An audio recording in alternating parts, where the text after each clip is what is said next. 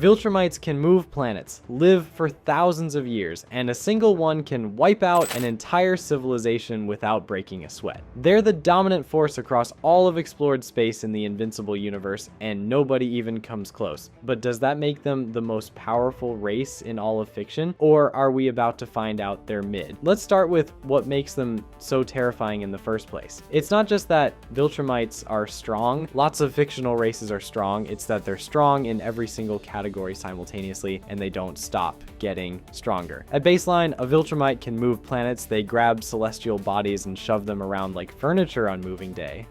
Their invulnerability extends to nuclear radiation, the vacuum of space, and every conventional weapon ever designed.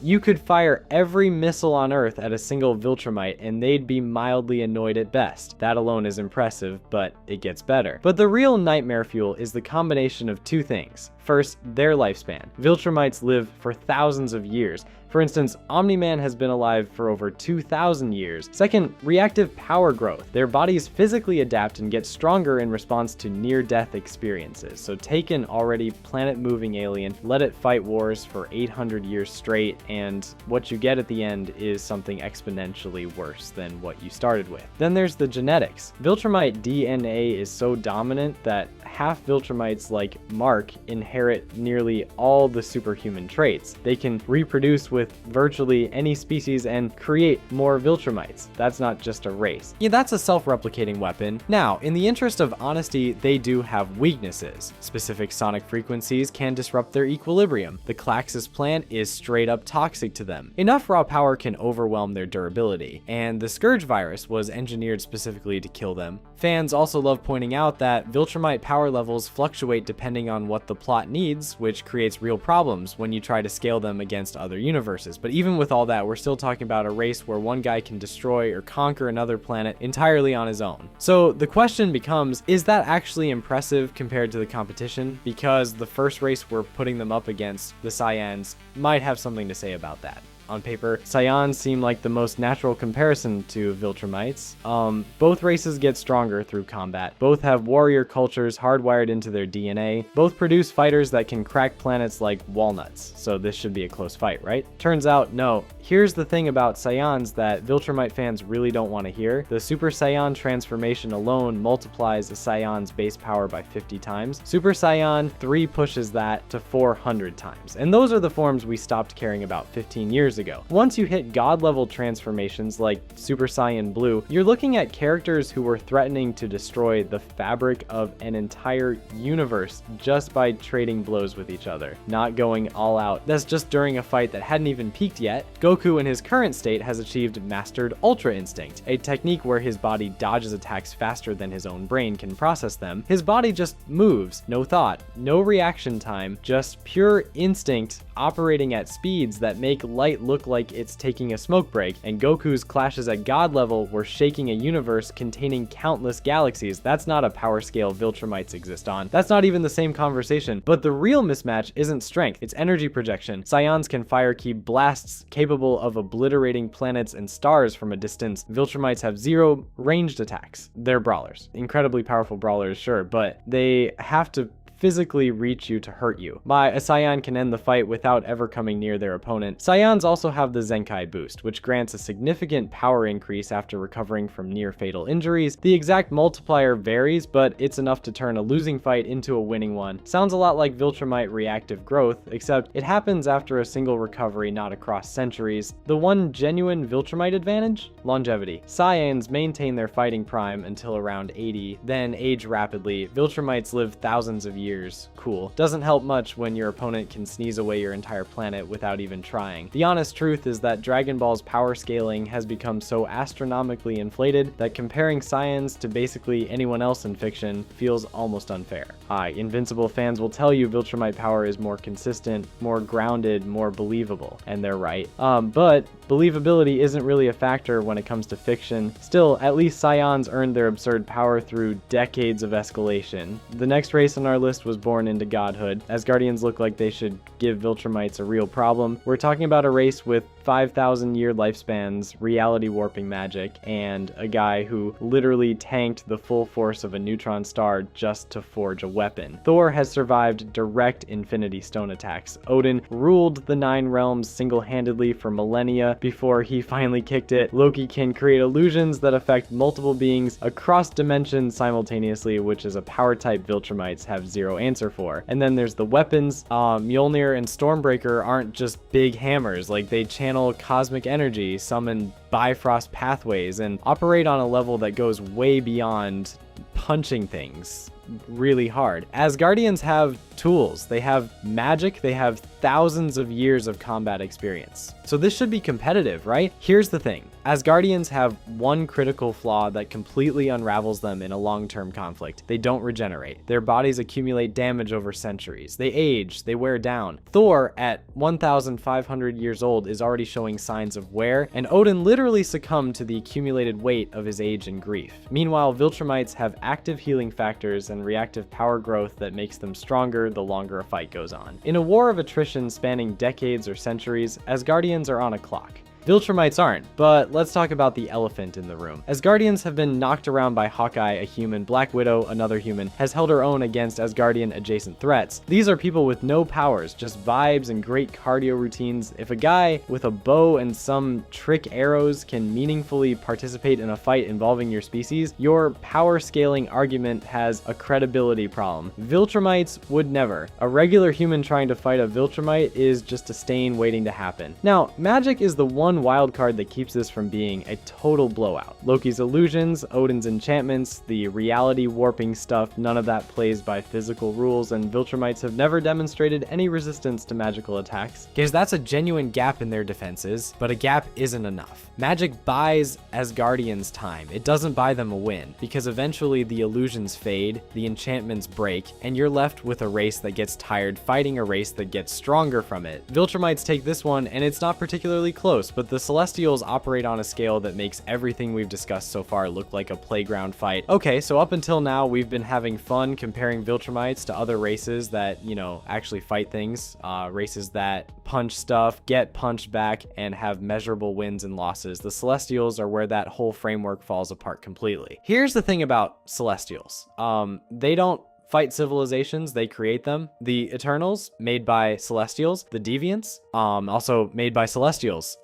Cosmic level beings that entire Marvel storylines revolve around. Byproducts, side projects. The Celestials didn't even have to try particularly hard. They just sort of reshape reality as a consequence of existing. Like how you leave footprints when you walk, except the footprints are entire species. These entities predate most civilizations in Marvel by billions of years, not millions. Billions. They've been around since the early universe, operating on timescales that make everything else in Marvel look like a blip. A single Celestial can casually move planets around, and when I say casually, I mean there's zero indication it requires effort. It's not a huge chore for them. It's barely even a task, but here's where the comparison gets genuinely silly. My Celestials have tanked direct attacks from some of Marvel's most powerful beings, even assembled pantheons of gods and cosmic entities have struggled to bring one down. In the fourth host, every Skyfather deity in Marvel teamed up against the Celestials and still lost. Their armor alone is basically indestructible by conventional means, and their energy manipulation operates on a scale that makes planetary destruction look quaint, which is far beyond Viltrumites, who do not have any abstract entities on speed dial. So where does that leave our favorite mustache conquerors? Nowhere good. A Viltrumite punching a Celestial would be like a housefly headbutting a mountain and expecting the mountain to flinch. This isn't a power gap, it's a category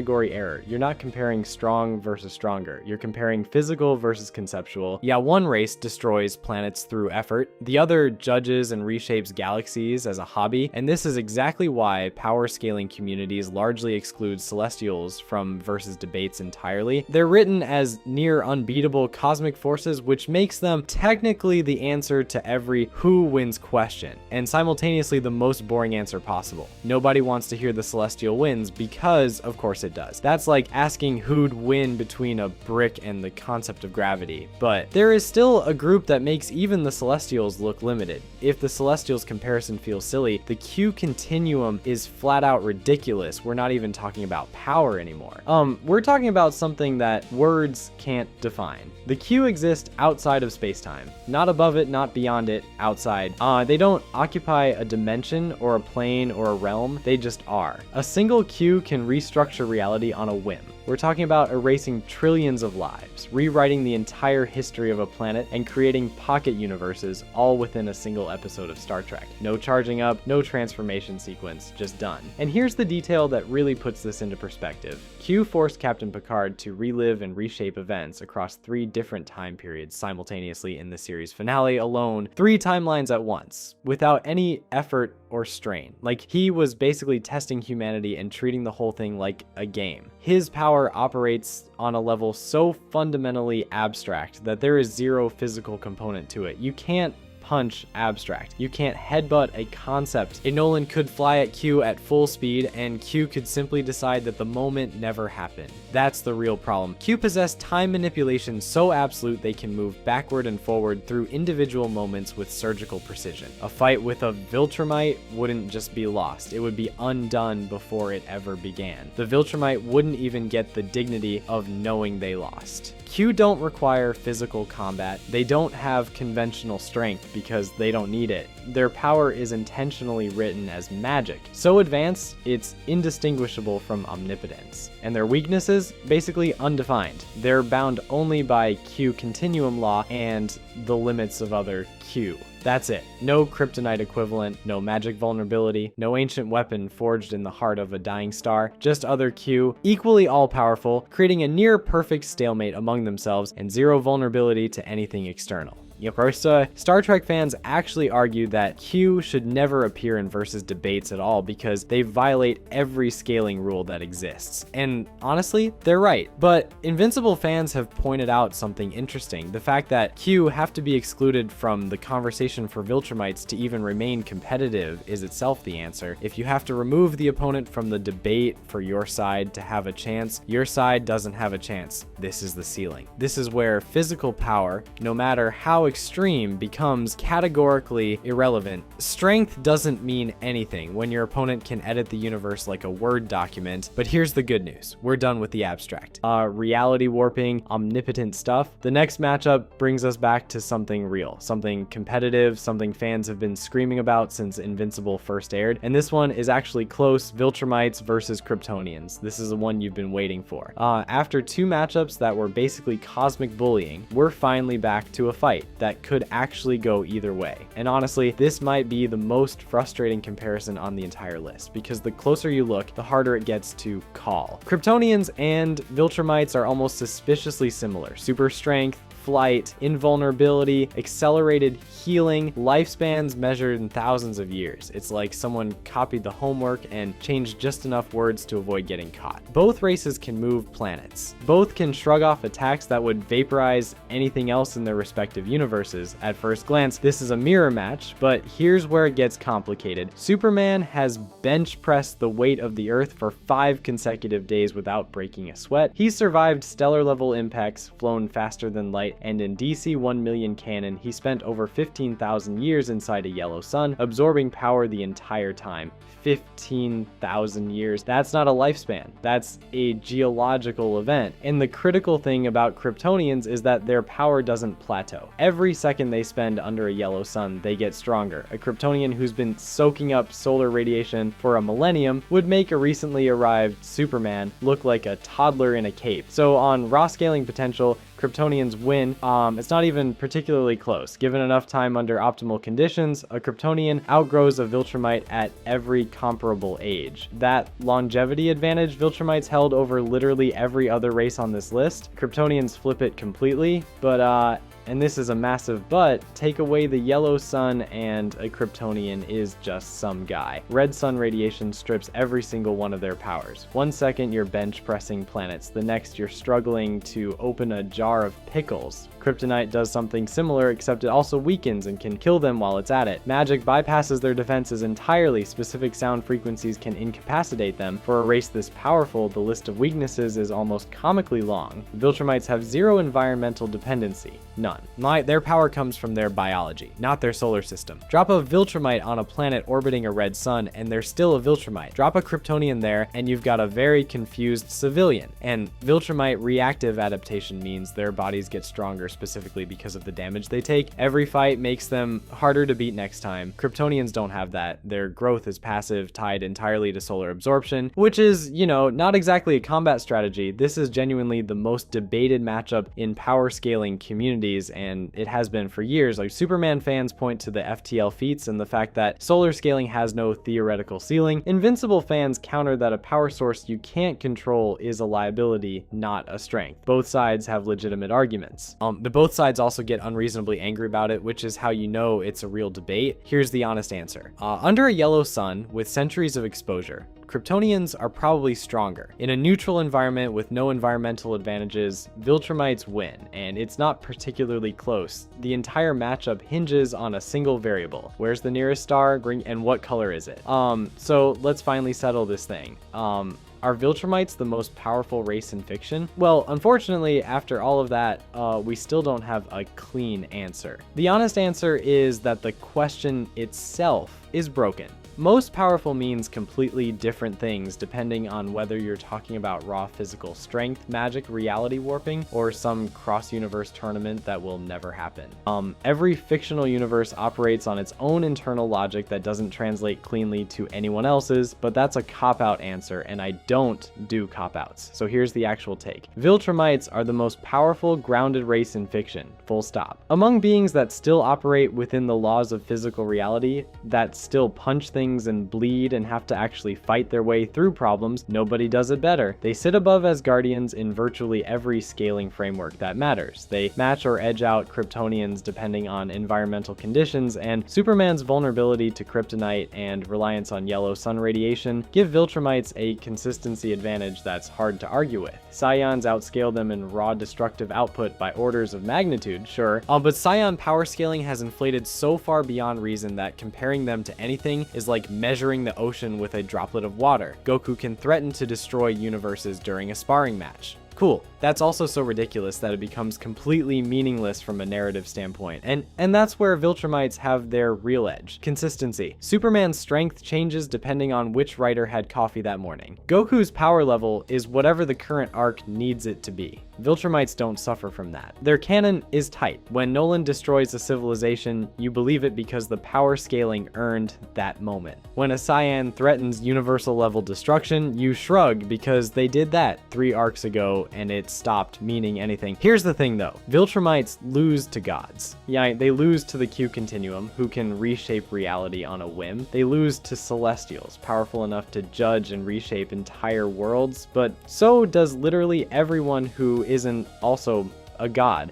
That's not a Viltrumite weakness, that's just the ceiling of physical existence. The thousands of years of potential lifespan combined with reactive growth is the ultimate trump card in any fair fight. You cannot outlast a Viltrumite, you cannot grind one down. They get stronger the longer the fight goes, and they have centuries to keep improving. In an extended conflict against any mortal race, Viltrumites win every single time. Fan consensus puts them comfortably in the top 5 most powerful humanoid races in fiction, but not number 1 when you include the omnipotent abstracts, which is a pretty reasonable place to land. Invincible fans argue the show's lower power ceiling is actually more honest than universes where characters casually snap away entire galaxies. Anime and comics fans fire back that this just makes Viltrumites mid-tier when the real heavy hitters show up, and honestly, both sides have a point. There's no definitive answer because the criteria keep shifting, and everyone's measuring stick is calibrated to their favorite universe. So drop your ranking in the comments. Tell me where Viltrumites actually land, and if you say below Scions, I want receipts. If you enjoyed this video and want to see more, click the video on the screen now.